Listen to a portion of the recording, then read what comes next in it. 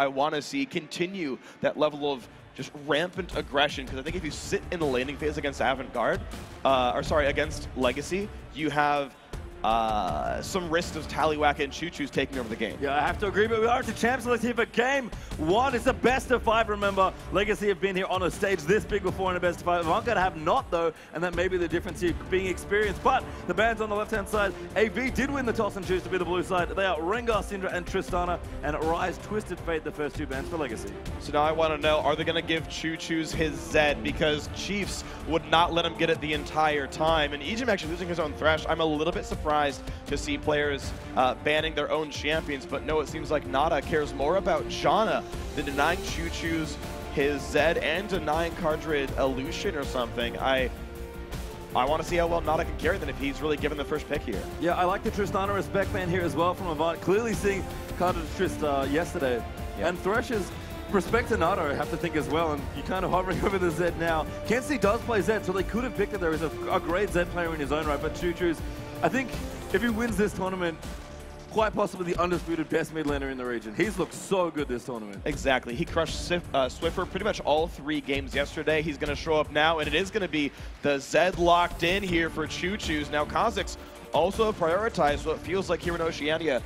There's actually the S tier is just Kha'Zix, and below that is Lee Sin, because time and again we're seeing this vastly over-prioritized. Yeah, we saw Lee Sin actually drop through a draft, in fact, in the last game yesterday with Chiefs vs Legacy. So, I mean, both Spooks and Carbon in that series were very, very much wanting to be playing Kha'Zix. It seems like Carbon's very comfortable there. Obviously, Carbon's a Rengar player as well, but that's banned. No, I don't think he's getting it at all in this series. He's a fantastic Rengar, and kind of the only one as well. But Avant Garde maybe going to go for this Lucian as the rotation. They could pick up Lee Sin as well. They've got a couple of options here. Yeah, so Avant Garde, if they do these lock-ins, they're saving their solo lanes to guarantee at least one counter pick here, which I think is plenty smart. And also, solos in general tend to dictate your team strategy a bit more than AD carry, support, and jungle do. And so this allows them to both hide what their plan really is or tailor their team comp around what they see from their opponents. I tend to really like teams that save their solos for last pick. So we'll see if that actually works out well for these guys. It does leave things like Maokai and Zed open, though, for Legacy, which is a scary thing to go up against. Yeah, Zerathing open as well is also quite interesting. That was a pretty common ban in general yesterday, and we got some pretty fancy champions going through. So yeah, Riven hover there, Tallywhacker in dramatic fashion in combination with Choo Choo's managed to win the last game yesterday against Chiefs. Yeah, I think Choo Choo's was taunting Kenzie there, saying, hey, remember that Lissandra game? Yep. Yeah, so it's going to be the Alistar support coming in here for Ejim. He is very good at the champion. Cardred going to match the early game aggression as well with Corki.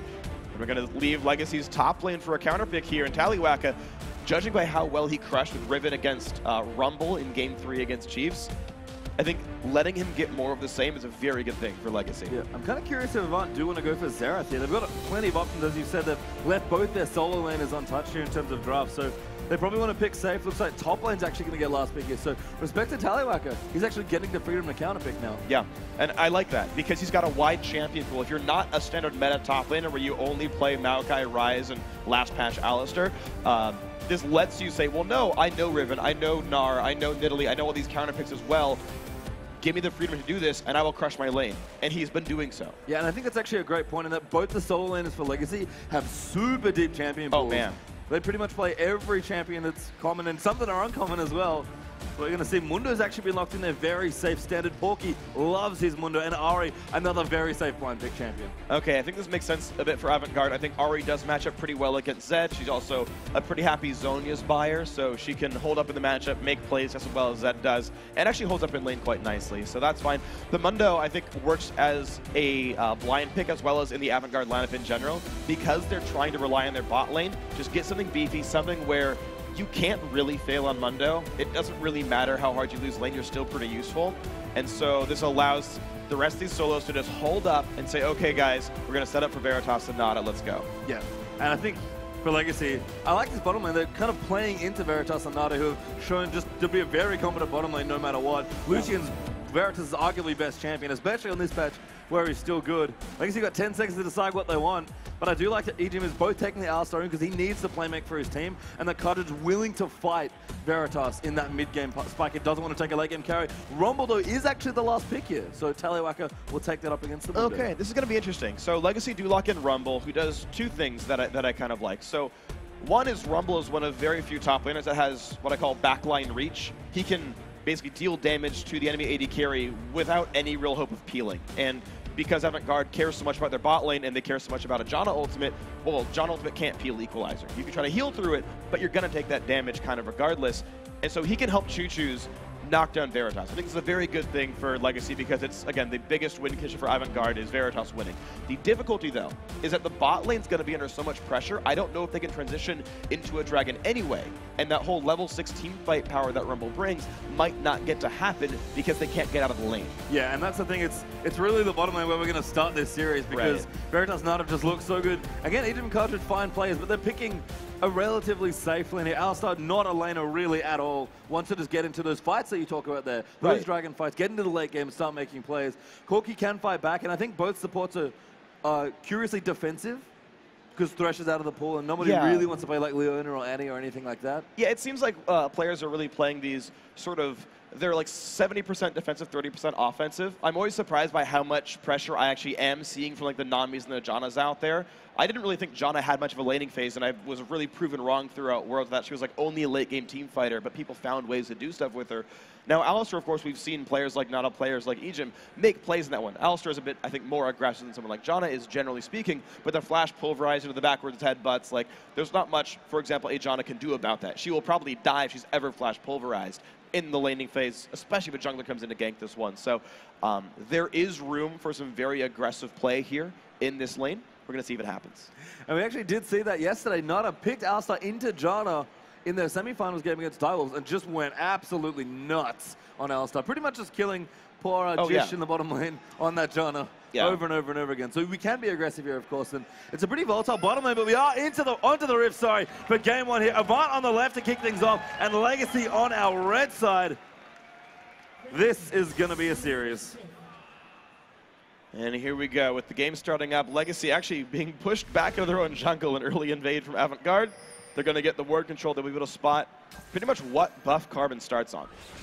We didn't quite touch on it enough in the draft here, but Yuzora is probably one of, if not the best Lee Sin player in Oceania here. We're actually out of level 5. Egypt goes massive with the pulverize. Kenzie getting low, gets ignited. Carbon is going to pick up first blood, and there's a great tornado from Nada. We're going to try and do a bit more damage. They've got a slow, good skill shots there by both Corki and Kha'Zix. Can't land another harpoon, but Ejim, we said he wanted to make plays. That was quite the play. That was actually a honestly very big misplay by Avant Garde. This is something that we had talked about off stage before. So Veritas and Nada are Korean exchange students here in Australia. My understanding is Veritas' English is actually not very strong. Nada often translates for him actually in the team. And we said, you know, sometimes Veritas doesn't get the message. Sometimes he's not with the team. He was still in mid lane when Legacy collapsed on the team 5v4 and got flash pulverized. He was nowhere to be seen and gave away that first blood because he wasn't there to fight at all. That is a gigantic risk here for Avant Garde. And now suddenly, Carbon's going to be gigantic. And on the other side, though, Tyler actually missed 3 of his 4 Electro Harpoons in that battle overall. Actually would have gotten the kill on Mundo or forced a flash by doing so. So I'm hoping for his sake he's not nervous now playing in a final here. His first final, to my understanding. And if he's not playing on form, that's a very big asset Legacy are missing. I mean, we talk about Legacy being the experienced team. Tallywhacker is the new guy on this team as we do see junglers clean out the buffs. So actually on the opposite sides of the map, which is quite interesting. But Legacy are actually freezing in the top. Oh, never mind, they broke the freeze. They were freezing, now they're no longer, and they're going to start slowly pushing in here and maybe try and pressure this Mundo, but Tallywhacker is double jungling. Yeah, I don't think they were actually able to build the freeze in the first place. There's not much they can do about that. Unless you get to lane before the minion spawns, you can almost never build a freeze yourself. Otherwise, you just pull aggro, walk on the brush, and then you have the focus fire advantage. So both these dual lanes are going to be pushing in. The difference, though, is that you're seeing what Nada's doing compared to what Ejim's doing. Ejim's sitting in lane. He actually has to leech minion gold to get use out of his GP10, whereas Nada, all he has to do is show up to the turret by the time it gets under fire, and he's been warding in the meantime. Well, Porky going to get aggressed on here as well. Ejim with another nice pulverize. Likely followed by a headbutt initially as well. I was actually thinking that we might see a 4v1 push in the top lane, but actually a little slow on that. Well, the push is too early. They need to go in like, basically Carbon's not there in time, and neither is Tallywhacker, but you usually do want to go in with the cannon minion, and the other people aren't here, so yeah, there's just no chance. So instead, just a bit of pressure. And down the bottom lane, it seems like the same thing for Avant. So they are going to opt into a lanes LP. I kind of intelligently don't want to fight the Koreans 2v2. That's a really smart choice, I think, overall, and it kind of shows with the choice of coin here on Alistair. It's actually a really, really weak laning item because you don't get the extra sustain, you don't get the extra combat stats, so it's actually, if you are going to go coin, it is definitely better to be in a lane swap. Although one of the interesting things about this swap is that Avant basically now have control of the bottom half of the map, and that's where the Dragon is. That's where Legacy want to fight with that Rumble when they hit level 6, but this tower's going to go to, we're going to have the first tower of the game fall very quickly here as Porky picks up credit for that kill. And Cardred, he's hammering away, but they're rotating in the mid now. Lakensi actually could be in trouble. There's the Pulverize moving in. Chuchu's going to get in, and there's a kill for their mid laner. Absolutely beautiful here by Legacy. This is basically the difference of what the supports and junglers chose to do. For Avant Garde, they chose to go bottom lane. They pushed in a tier 2 turret. For Legacy, they chose to show up mid. Great play by Ejim. He's now basically made both kills for his team happen by himself. And so mid lane's under fire, and the same amount of CS is lost. Yeah, so if they can crack this mid lane turret early, which it looks like they won't be able to, Avant will rotate in. They'll get a decent amount of damage down, but not quite enough. I mean, Cardred's now getting free time in the top lane. They definitely love to swap Cardred into a 1v1 or a 1v0 situation, just get him farm. And the interesting thing is, though, with Veritas swapped back against him, he actually didn't buy when he recalled. This Lucian is waiting to save up for either pickaxe or BF sword. I feel like he'd be able to afford pickaxe with the turret kill. I'm not sure, though, since he shared a lot of the local gold. Yeah, so he was right about at pickaxe money, decided he's basically going to wait for something a little bit bigger. Yeah, and Nessie now on the top lane, so we're going to have Corki versus Lucian. Veritas, nice bit of poke here. Cardred actually has an experience advantage as well, based on the swapping, so that will help Corki in the early levels. And Carbon actually is going I don't think it's going to mean much, though. He's got Valkyrie. He's going on an outdoor adventure. Or, sorry, and Veritas can dash, so. Yeah. I mean, Carbon, is, I think, was a little opportunistic there with that gank, but he'll recall now and try something else. Veritas intelligently warding as well. I think knew the best way for him to die was get lane gank. In fact, Carbon's still hanging around. He's committing very hard, but they don't have any CC. Not really. I mean, if Ejim was here, maybe they could commit to a dive, but as it is... Uh-oh. Wow, and right as the Kha'Zix leaves, he ends up going aggressive there. I don't think he was standing on a ward, but they're going to see Nada. No, just some very opportunistic play there by Veritas, just going in, knowing that he has a decent early lead here. In fact, Cardred's got to be very, very careful. I think he's going to try and bait Veritas in here. Yeah, Ejim's going to rotate through. And Veritas has been playing very safe, actually. This is one of the things, when you swap an AD carry into the top lane, one of the most common things that happens is that people get ganked because they forget that they're in the top lane. Yeah. There's more brushes towards, so lane ganks are even better, and especially if your support's roaming, which is so common in lane swaps, you have just way less ward control. Duos just tend to be, they just have different instincts for what's available and what's not. And I know I'm personally horrible at lane swaps because I forget the warding patterns. Yep, and then you get ganked, you're like, oh, that's right. I'm in a different lane. Yeah. Things work differently here. Nada will join Veritas now in the top lane. They'll start pushing through. Ejim on this Alistair will try and collect the minions as they come through. Maybe going to stop them at the turret if you can. Try and hold some of those for Cardred, but in the end, Taliwaki now down the bottom lane. CS very even, does have a slight level advantage though, does. Tally's level 5 now, which is good news for Rumble. And a very curious early game here with the way the swaps worked out, Freak. Yeah, so because Avant Garde went for the bottom lane turret, they weren't able to go for Dragon. You typically can't do both. It just takes too much time and you lose too many minions and everything else like that. But that does let them equalize the gold. Avant Garde are equal to Legacy, even though Legacy got 2 kills. They roamed while Avant Garde took turrets, so it manages to be kind of the same thing. But this means that Dragon will be available for that level 6 Rumble play if they want to go for it. The question is, can Cardred buy, recall down, and then make the play for Dragon and show up for the team fight? Because, of course, he doesn't have TP. He's actually done that right now, so he's bought his Phage with got a decent amount of CS. Carbon actually going to leap in onto Azora. Chuchu's going to rotate through as well. He does have his ultimate, but does not press the button. Problem is Rumble's not 6, so this is a little bit awkward timing here. Taliwaka, he's going to recall and look to go top lane, try to gain level 6. I don't know if he has enough money for Haunted Guys. Okay, he does, just barely. I think that's why he was waiting to recall. He can afford 1 potion, so he's like right on the money for that one. But this is, yeah, okay, get level 6 within the next 40 seconds. Look for Legacy to try to start Dragon. And Avant Garde, I feel like they know this. I feel like Avant Garde can play knowing in 40 seconds Legacy wants to go to that spot of the map. I actually do like the movement from Legacy. I think Avant were thinking about Rumble timings and wanting to get into that Dragon early if they could, but Legacy did a really good job of buying enough time to try and set up the best level 6 Dragon fight they could. And I like all the foresight here. Veritas, again, I mentioned he was banking money before.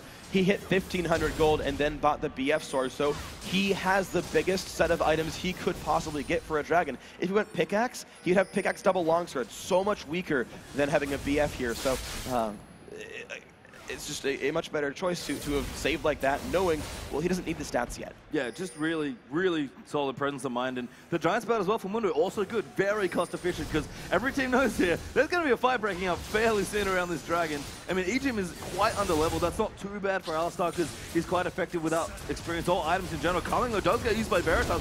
Choo-Choos will actually tank quite a bit of that. And AV, knowing that Rumble wants to come down, they're going to pressure the mid lane turret and see what they can get done here. Choo-Choos actually take a lot of poke.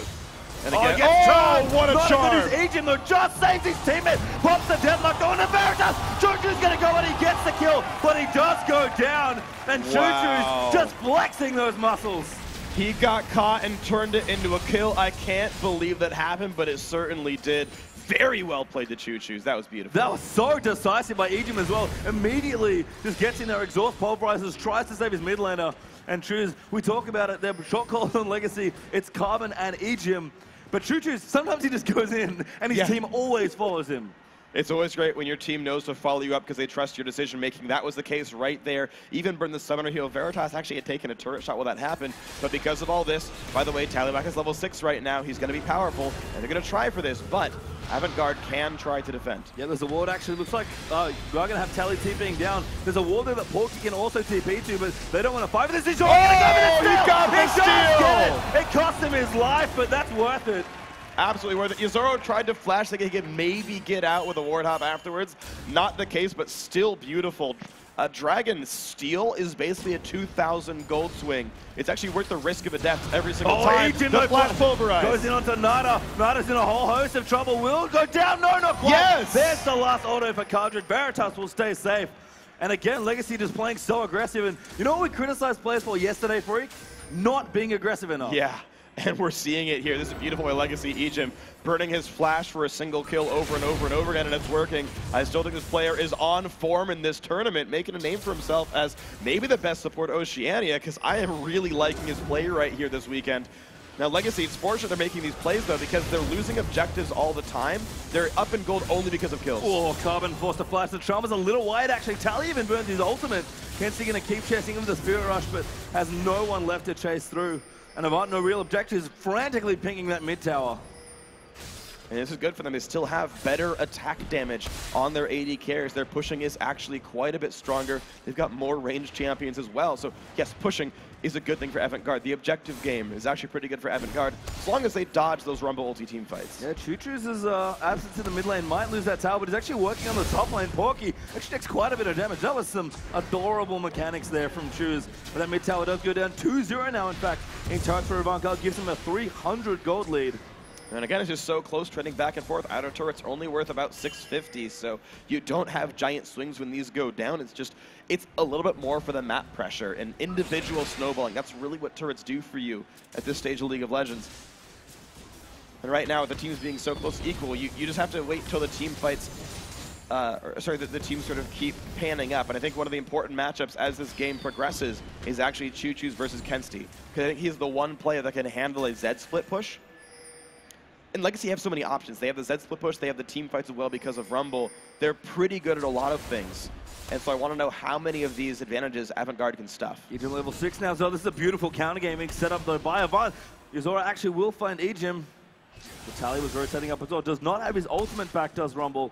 So he can't quite go in for that fight. I have to say, the other thing we praised Avant for in their games was map movement.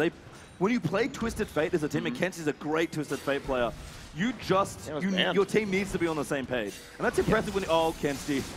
Oh, never mind. I was going to finish my point, but then Alistar moved through. But both these teams are playing very well around this map in the early stages, and that's so impressive to me. This is a nice play by Legacy. It's a good heads-up play by Avant Garde as well to realize they were getting flanked on. This will be a turret kill. I love this move. Whenever your top lane, whenever an outer turret or any kind of turret is one wave from dying, roam your team in, because you can guarantee the turret kill into a dive. And because of that, they immediately have to respect that and back out and not defend the turret. And so, very good play. Took maybe 20 seconds of time, but it ensured a full miss wave of CS and a turret kill. Yeah, Tally actually being left down in the bottom, and with Veritas, who's doing quite nicely on the Lucian. Little too far forward, will back himself away. And Tally should be able to pick up some pretty easy CS towards his tier 2 turret. Cardred actually, despite all the roaming and the interesting early game map movement, he's actually ahead on CS by quite a bit. And that's the cool thing. There's a couple things that happen to kind of result in this. The first one is as much as we talk about how good Veritas and Nada are, they're primarily good in 2-on-2 lanes. They are mostly solo queue players. They are new to the scene. They are new to this team. Lane swaps are not a common thing in solo queue. You don't know how to do them very well for a while. It takes quite a time to learn all the little mechanics, all the little tricks, the things that you do. And on top of that, because Avant Garde tried so hard to push the turret down, right? Porky was there, Yozora was there as well. Some of them were actually stealing CS away as part of that push. So there was like an automatic loss of CS just from the turret kill. And so some of that's actually pushed into other people. Yep, so Dragon's going to be up in 2 minutes now as well. You have to think Legacy fancy their chances in that next Dragon fight as well.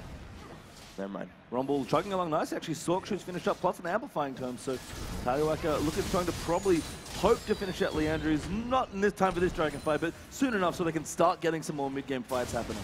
Yeah, and Leandri's is nice, but this build is just fine. It gives him basically true damage off of pretty much anybody in the back line.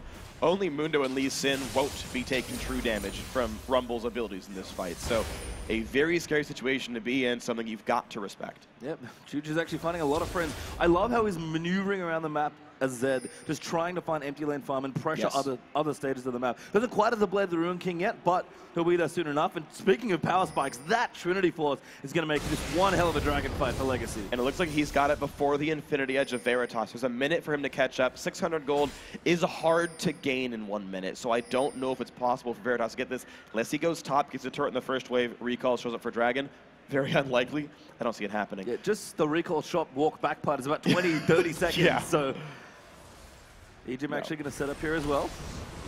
Uh-oh, I think we have trouble. Porky getting dove on here. The Deathmark has blocked in. Choochu's going to go in. He's going to flash that. Does flash the last tower hit. And that pick should set up Dragon very nicely. That's exactly the play Legacy wanted. Get Choo-Choo's into a solo lane, especially long lane. It's so hard to fight. Oh, the flash gets kicked back. Yozora, beautiful play, but here's the Tally coming in. Veritas will clean him out, but he could be in trouble. He's taken so many tower hits, and Tally is going to come in for the trade. Does not get Yozora, though, but saves his ultimate crucially. Wow, kind of a weird miscommunication, though. Yozora could have held turret aggro until Veritas got the kill. He would have gotten out safely, and Veritas would have been as well. So good by Taliwaka, of course, to clean that kill up. Now with 2 members basically dead recently, this is a pretty effortless Dragon. Beautiful rotation from Avant, though. They're going to trade top tower, it seems like, with 3 of them up there, but Legacy will aggress onto this second Dragon and claim it for themselves. But again, both these teams maneuvering really, really well in the first 16 minutes of this game or so. So Dragon will fall, and top tower is going to follow shortly after. Yeah. I kind of wish someone from Legacy had actually realized this was going to happen. Stay mid lane, clear the wave down, because then his team could rotate into mid and get out of turret right about. They'd be on the turret like right now,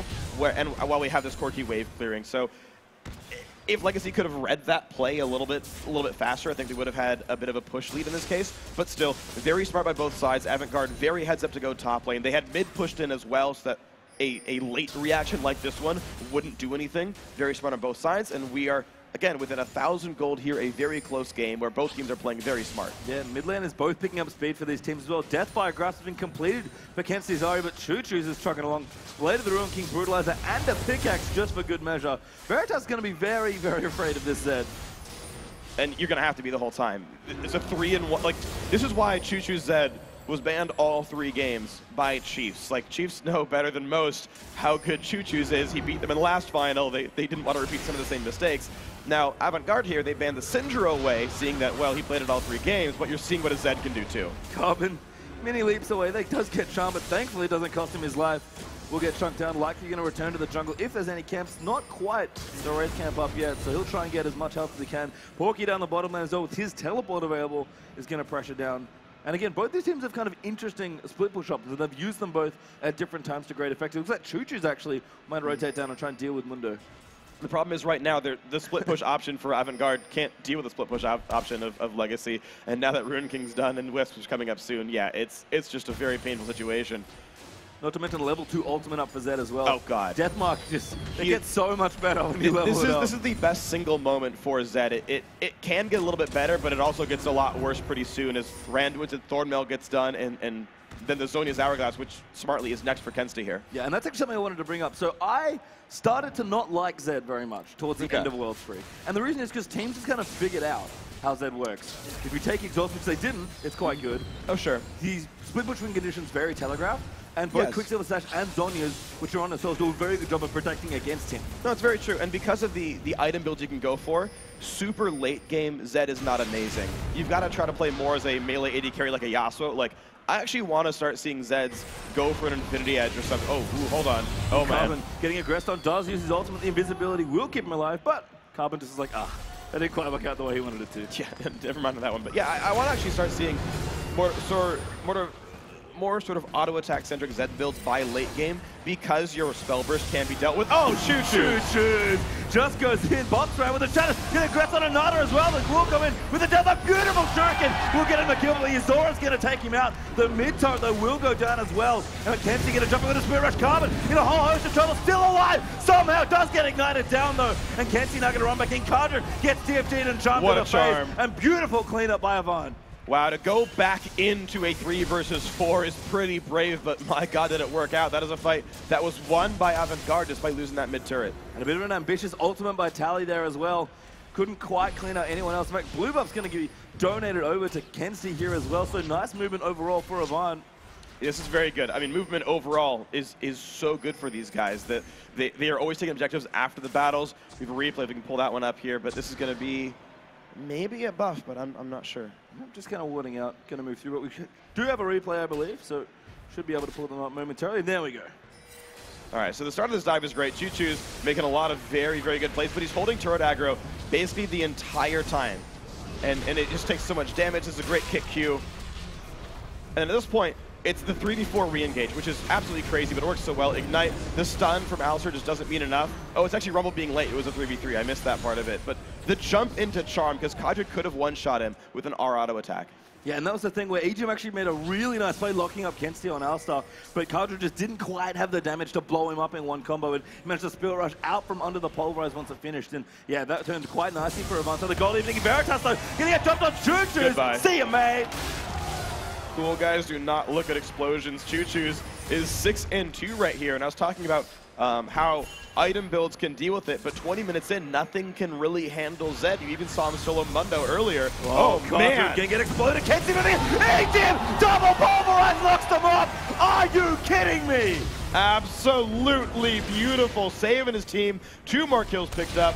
More pressure available for Legacy. I think EGM is getting a bit grumpy at me for calling him Eggim all throughout the streams. I'm going to keep doing it, but he's making me lose my voice at this rate. We're only in game 1 as the Metal goes down. Choo-Choo's will dive back in there on the Porky, who's so low. Yuzora, great kick back, will knock a few up. Carbon could be low. Yuzora's going to go straight in. What a headbutt though, and Tally Laka, he's going to actually take a little too much damage. Oh, pop there, double knock up there, will go through. Tally's forced to flash now as well. Yuzora finds the kick, he's going to get the first kill. Kadra though, turns around to pick him up, and Choo-Choo's, he's been exhausted. Can he can't around Veritas? No, not long enough, and EGM, no CC there to help him out. Veritas will dash back. He's trying to get a kill! He does on the count!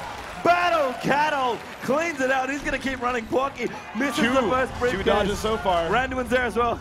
Not a whole lot of space. Just a bit of fun at the end. But EGM still want to play. Dude, EGM, this man is freaking phenomenal. Come on, man. What else can I say? This game is just an EGM highlight reel. And I think, as we do cool things down a bit, Freak, you really nailed it there with Zed. Mid-game is his big play. He's huge right now. Oh my God, yeah. And that's the thing, we've seen so many teams want to play for these big mid-game power pushes. We've got Rumble, we've got Kazik, we've got Corky. Zed just fits that so well and gives Choo-Choo's all these tools to outplay. Oh, there's a whole bunch of power right now in the map, and I'm so impressed by Avant Garde to be able to take those fights, lose the first 2 kills, and yet come back and still deal a whole bunch of damage, do a bunch of great things, and actually come out pretty close in these fights. They're only down 5 kills. I mean, they were down 1-5 at a certain point, and they've kept that kill lead kind of the same. And all the while, Avant Garde have been taking dragons as much as they can. They've been keeping the turrets pretty close. And as we get later onto the game, it gets harder and harder for Legacy.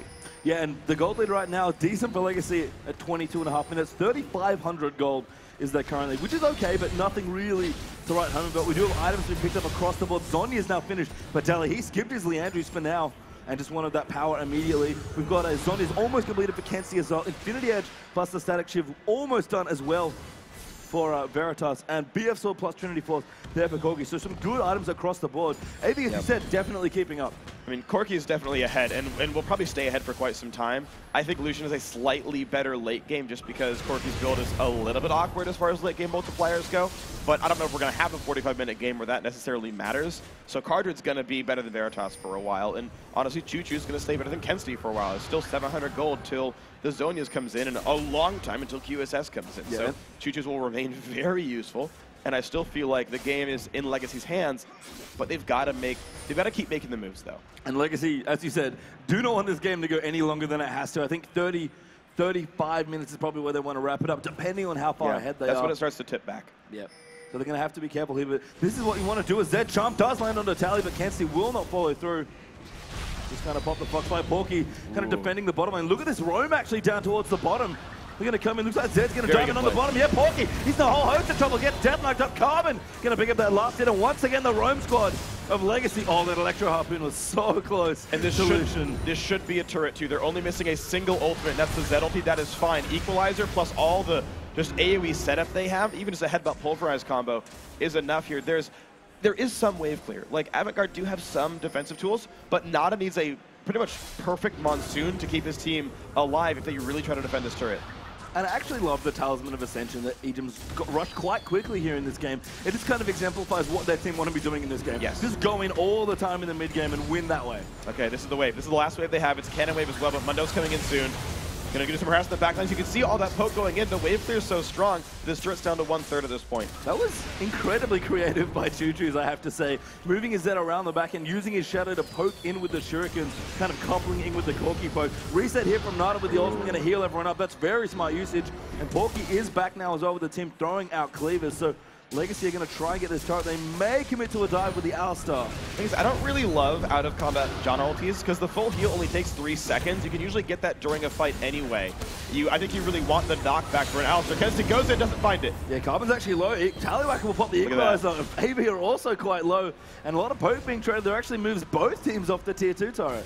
Oh, wow, that's so interesting. If Legacy knew this, they would be able to actually push in and take that turret down finally on this wave. But they burned too many ultimates. They didn't want to go back for it. Choo-Choo's knew his blue was coming up. Avant Garde, I mean, it didn't bite them in the end, but that was a very risky defense. It was. I'm just curious to see, not quite the zombies yet, but Kensti, 500 gold to finish that item with the components he's currently got. So we'll have that very soon, and that makes fighting Zed much, much safer here. But I have to say, in terms of Zed, Choo-Choo's going to hit a very early level 16. And that deathmark is just going to be walloping people. And the funny thing is, the only thing that really matters against is Dr. Mundo, because everyone else he's able to one-shot with that anyway. It's just about the defensive measures. Do you have Zhonya's? Do you have QSS? The answer to both those questions is no right now. But as soon as it's yes, it doesn't matter what level he is. It's just like the whole point of level 16 Zed is, can you kill a tank in the top lane? And that answer is yes now, but that's really the only thing he's really battling at this point, the only thing he's kind of racing against. So now it's, okay, Choo-Choo's, what kind of plays can you make? What kind of utility can you bring? How can you secure kills against a Zhonya's or against a QSS? So Tally just buying time in the top lane for his farm. Has his teleport up, so we could see Legacy spread a little bit further out on this map, try and get the level 16 for that Zed by giving him a bit more empty lane farming. They need to kind of close the gap a little bit more here. They've extended slightly once again with a just under 5,000 gold lead, but we're going to have some major timings here coming through for Avant. They're doing a very, very good job of turtling this game. They are, absolutely, and they have a decent amount of wave clear. This is one thing that's so great about Janna, as well as just having Ahri and Lucian as well, is they managed to pick very good wave clear, very good defensive type champions who can withstand this pressure reasonably well.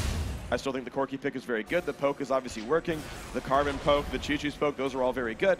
But because Legacy can't, because they need Choo-Choo so much, they can't do much else while sieging, because he's got to be part of the team. He can't split push and try to break the wave clear up. Yep, actually going to go in. Porky going to get aggressive. Good pop over the trees. We'll give him a game, but Kensti's going to find Egypt. He pops the all-time pulverize going to go through. Kensti taking a ton of damage there, as now Yozora's going to get jumped up like Choo-Choo. He gets exhausted and jumps Sato out, but he's going to die to Veritas. There's the kick, and Egypt's so low. Carbon will jump back in. Yozora quite low, but here comes Carbon. There's the triple kill. Going for Veritas, who somehow picked up so much here. The shutdown does go through, but he's also going to go down to Yozora. Low here as Tally's teleported in, gets himself a kill, 4 for 2 there, and that's a win for Kensti.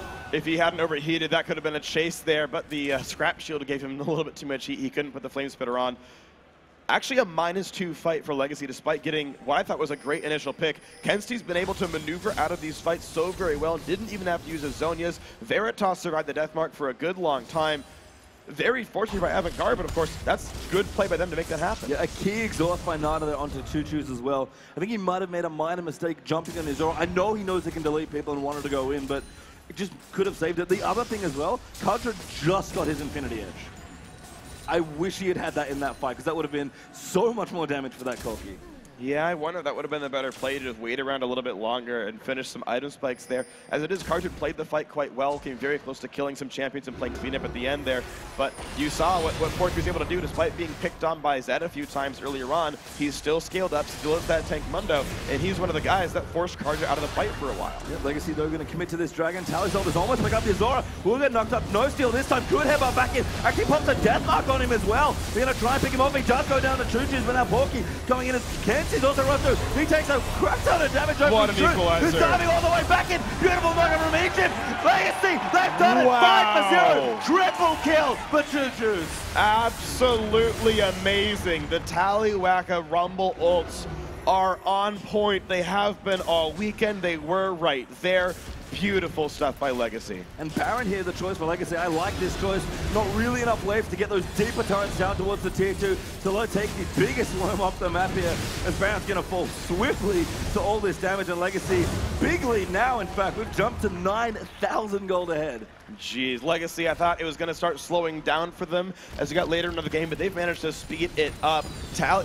I can't name enough players here of who's playing well on Legacy. Ejim has been setting up those kills. He zoned out Yuzora so he couldn't steal Dragon, then headbutted him and blew him up. Then Tallywhacker got this perfect mid-fight Rumble ulti once they had forced the retreat to keep Avant Garde stuck in place to make them take heaps of damage, as we'd say here in Australia. And it's just been beautiful to watch this team fight. And AV, to their credit, have been defending well also, but they're falling very far behind now in Legacy. This is their moment to close out this first game and go 1-0 up in this best of 5. And for me, Legacy, the thing since watching them from Winter, they are just so damn good at team fights. They absolutely are. It's pretty impeccable. And Avant Garde, I think, are limping into them a little bit too much because they can wait longer and, get power spikes later on in this game and kind of outscale to a certain extent. I am a little bit surprised they're opting in to Dragon fights against at this point, Fed Rumble. It does reek a little bit of overconfidence. They 2-0'd them last time around and they said, okay, well, we stole the Dragon last time we tried. We just won that last battle with some pretty clutch play, so we'll just do it again, no big deal. And the damage deals here from Legacy, particularly choosing Cartridge. 4 items now for Zed, 3 items now for Cartridge, plus those aggressive Sork shoes. That is a problem, potentially, on the AV. So we've already seen that a lot of their targets are quite squishy. They've only got one dedicated tank in Mundo, and even Porky's kind of getting blown up as well.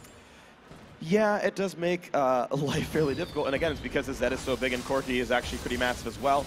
Don't love the Last Whisper. It's actually not quite the right choice. Your physical damage, you actually still would rather have like a Shiv or a Phantom Dancer. They would actually increase your auto attack more than Last Whisper would, but he is still scary. He's still pretty darn useful. 3-item AD carry is still strong, and yeah, if Avant Garde don't wait for more items to sort of catch up, they don't have a good way to fight Legacy. Yeah, Choo-Choo's now level 16 on this Zed. Feels fearless now on the bottom. Actually, Teleport going to come in for Avant. They're going to try and defend here, but actually don't have nearly enough coming in. That cancelled as well.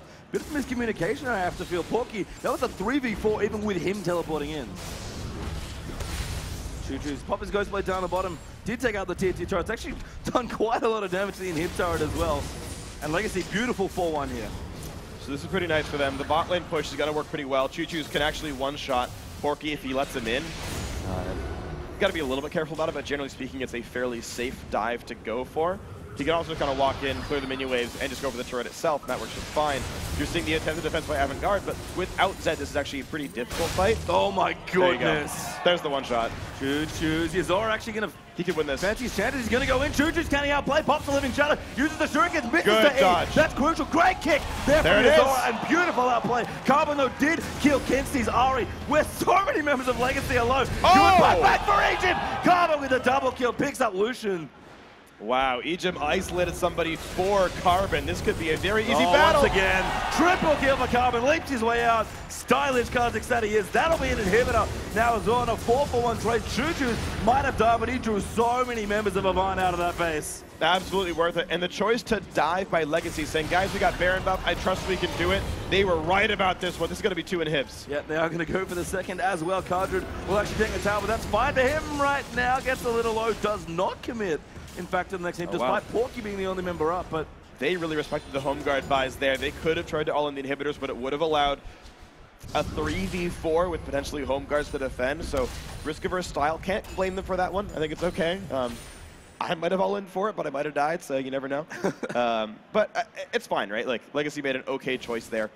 One that I think many teams would have made. And of course, they're winning, so they're going to play a little less risky.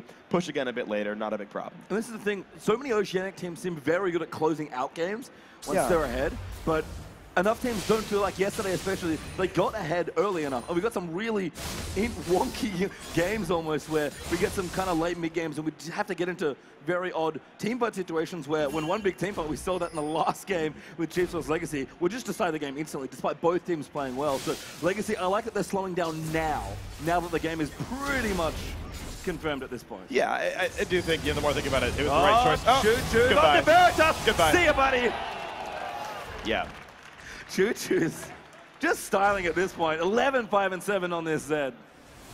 I think his cooldowns are plenty low. He's got 20% CDR just from items, more in runes and masteries, I'm sure. And life continues to be very hard near Veritas here. He's still going for a Bloodthirster because he knows he needs still more damage in his build.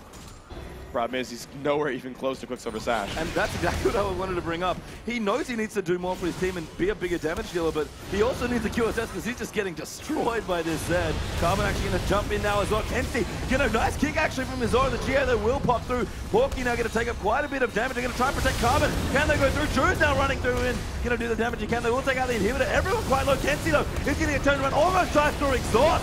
But Choo-Choo is letting shot. Is that Zora? Wants to kill him once again. Cardred going to chase him. Can he juke the Q? He does flash. Oh, my good block from Cardred. What a flash! That was beautiful, just in case to make it happen. Carbon might die, but you know what? This is going to be game almost for sure. Almost dies again with the Tallywhacker damage coming through as well. One Nexus Star falls. Legacy will commit to trying to close out this game, and you have to think they can do it despite some blinking low health bars. They might have to run, actually. Super Minions don't do all that much with as much healthy members here. Tallywhacker does get slowed. Let him die, let him die, let him die. Goes through. Ejim's like, don't worry, buddy, I got you. Once the Veritas, he will sacrifice himself. Choo-Choo's wall goes back in. He wants to kill. Can he kill Porky with the death mark? So close. With that shield just being a little late from Nada. If they limp into this, they could throw this game Veritas. a little bit. Oh, beautiful Zonias! Veritas goes down to Choo-Choo's. Nada's now going to go down as well. What on earth is happening? Legacy styling all over Avant, man. Oh my god, that was so risky. I can't believe they chose to do it, but they decided it was just the duo lane. Let's just go for it anyway. Oh god. Yuzora wants to go and doesn't even kill Tally. Oh man. We'll get him with the last auto.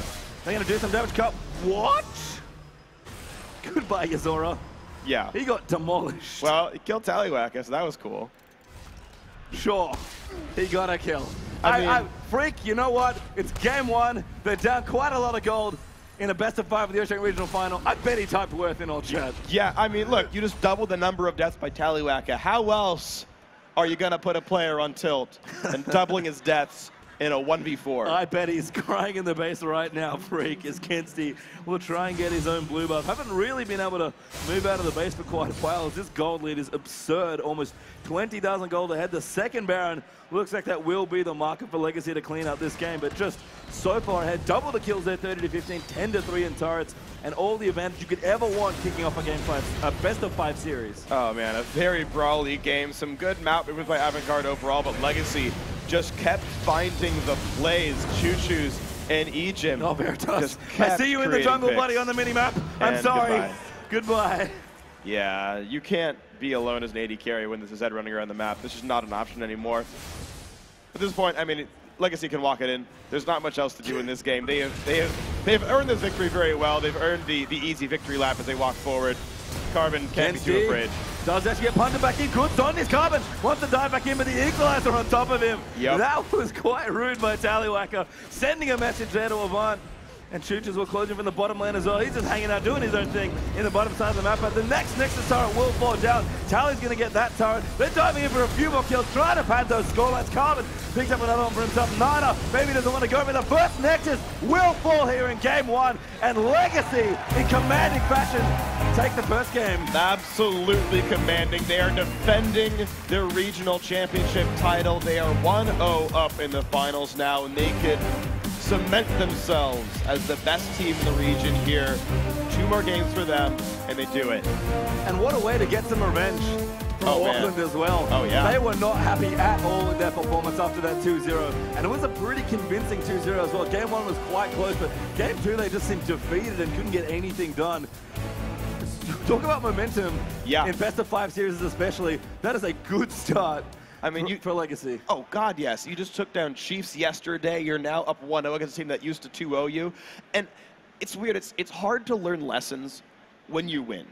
Because Legacy, Legacy, they dropped to Avant Garde. So Avant Garde says, okay, cool, we 2-0'd them. Here's what worked. Okay, cool. We think we understand them. Let's keep working on our strengths. And then when you come in and play them again, and they beat you, and you're like, well, wait, what went wrong then? Did we even do anything differently? Like, oh God, was it just because we lost Twisted Fate? Was that all it took to no longer be a strong team anymore? And you've now got to quickly adapt, whereas Legacy have had the entire week to say, okay, well, we know how we lost. Here's what happened to us. Here's the player that was a standout. Here's the things we avoid. And then you play around that. And they've clearly done this here with Legacy. So Avant Garde, they need to now make some very quick changes and get themselves out of these early game hurdles where Legacy just keep getting picks. All right, so we do have a replay from that game as well. So let's jump into that and take a look at one of the more standout moments of that last game. Freak, take it away. Oh yeah, this is one of those beautiful dives, I believe. Carbon pulled aggro a little bit early. Bit of stun work though. Yeah, they jump on in. So Porky just takes so much darn damage early on. He gets ignited. And this just becomes crazy. So great headbutt actually saves the lives of everybody else. Tallywhacker and force run away. Yuzora still wants it. Egypt, I think, actually burns ult early. He doesn't get much out of this. He didn't really block CC either. So Yuzora, he's playing so aggressively, much like he did yesterday, and it largely pays off. But Veritas just can't quite reach the back line anymore. Egypt goes crazy. And at this point, he actually dodges two cleavers. That was one he juked down. Juke's left dodges another. And then he jukes the cooldown, but Porky saves it. And even though the headbutt comes through, Kenstey comes in just in time. And Ejim, we kind of talked him up coming into this series. Played fantastically yesterday. What a way to start things up for him. He was one of the players in their 0-2 defeat to Avant at Auckland in the last weekend we had. Right. He just said, I played bad. I was not happy at all. And he's really picked himself back up for this tournament. And yes, that's a great thing for a player's confidence to come into this game and just play so well. And I wonder then what happens to the Avant Garde lineup, because Ejim is clearly on fire, and I think he will keep performing well. Even if they drop a couple of games, like you saw, oh no, they lost the game to the Chiefs, and he still played really well in Game 3. So he bounces back from losses well. He's playing well this weekend. He'll continue to do so. On the other side, I actually want to know what happens then to the Avant Garde jungler. Because when he lost Game 2 to Direwolves, he's like, all right, I'm pissed, let's go. And just dominated a game by himself on Jarvan. If that's the same player we see here, it's going to be a really fun game, too. It is, and we're going to find out very soon, guys. Don't go anywhere. It's only one game in a best of 5. We've got so much League of Legends here in the grand finals of the Oceanic Regional Final. We'll be back after a quick break.